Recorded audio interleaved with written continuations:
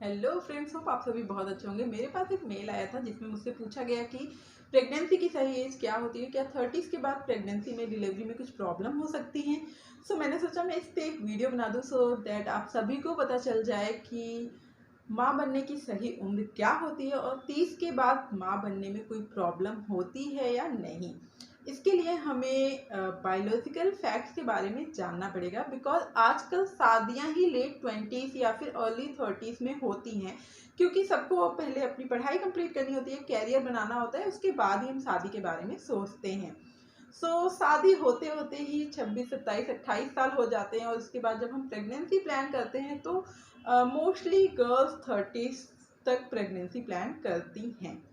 तो सबसे पहले जानते हैं बायोलॉजिकल फैक्ट्स के बारे में। तो अकॉर्डिंग टू बुक्स 18 से 23 साल की उम्र जो होती है वो सबसे सेफ होती है प्रेगनेंसी के लिए, डिलीवरी के लिए। और इस टाइम पे आपकी जो प्रेगनेंसी होती है, डिलीवरी होती है, वो काफ़ी इजी तरीके से हो जाती है। मुझे पता है आप सबको बहुत हंसी आ रही होगी ये सुन के, बिकॉज 18 से 23 साल की उम्र में तो हम पढ़ाई और कैरियर के बारे में ही सोचते हैं। शादी और प्रेगनेंसी तो दूर दूर तक हमारे दिमाग में होती ही नहीं है, क्योंकि ये बहुत इंपॉर्टेंट एज होती है। आपको अपनी स्टडी कंप्लीट करनी होती है, अपने कैरियर के बारे में सोचना होता है, जो कि सही भी है। क्योंकि जब आप एक माँ बनते हो, एक नए जीवन को इस दुनिया में लाते हो, तो आपको mentally, physically and also financially strong होना होता है। तो ये सब कुछ होते होते आप 30s तक पहुंच ही जाते हो।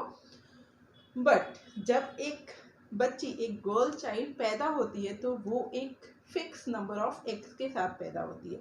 जब एक लड़की पैदा होती है तो उसकी ओवरी में 1 मिलियन यानी कि 10 लाख एग्स होते हैं, जो कि प्यूबरिटी की एज तक आते आते 3,45,000 रह जाते हैं।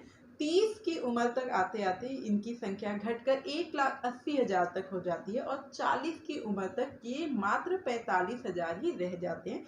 ये मे बी वेरी कर सकती है पर्सन टू पर्सन, पर मैक्सिमम लोगों के साथ ऐसा ही होता है। क्योंकि हर मंथ जब हमारे पीरियड्स आने लगते हैं तो हर month, every month 5 to 6 egg जो होते हैं वो रिलीज होते हैं, जिसमें से केवल एक ही एग मैच्योर होता है और ओव्यूलेट होता है। एज के साथ साथ जो हमारे एग की क्वालिटी होती है वो भी डिक्रीज होने लगती है।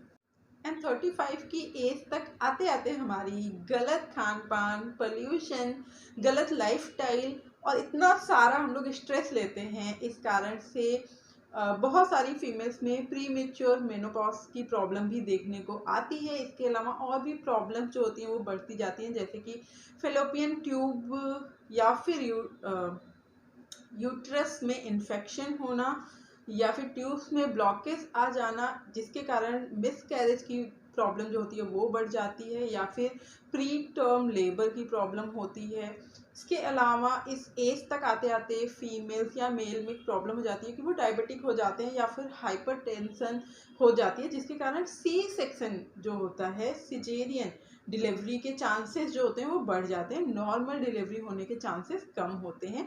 इसके अलावा मेल में भी जो स्पर्म की क्वालिटी एंड क्वांटिटी होती है वो कम होने लगती है 35 की एज तक। इसका भी मेन कारण जो होता है वो wrong diet, pollution, lifestyle, stress, इसके अलावा सिगरेट, ड्रिंकिंग या फिर ड्रग्स, इन सब के कारणों से मेल के जो स्पर्म होते हैं उनकी क्वांटिटी एंड क्वालिटी भी डिक्रीज होने लगती है। आपने बायोलॉजिकल फैक्ट तो जान लिया। अब आपके दिमाग में क्वेश्चन आ रहा होगा तो अब हमें करना क्या चाहिए। याद रखिए हमेशा कि प्रेगनेंसी प्लान करने की सही एज वही होती है जो आपके लिए बेस्ट हो, जब आप तैयार हों physically, mentally, emotionally and financially.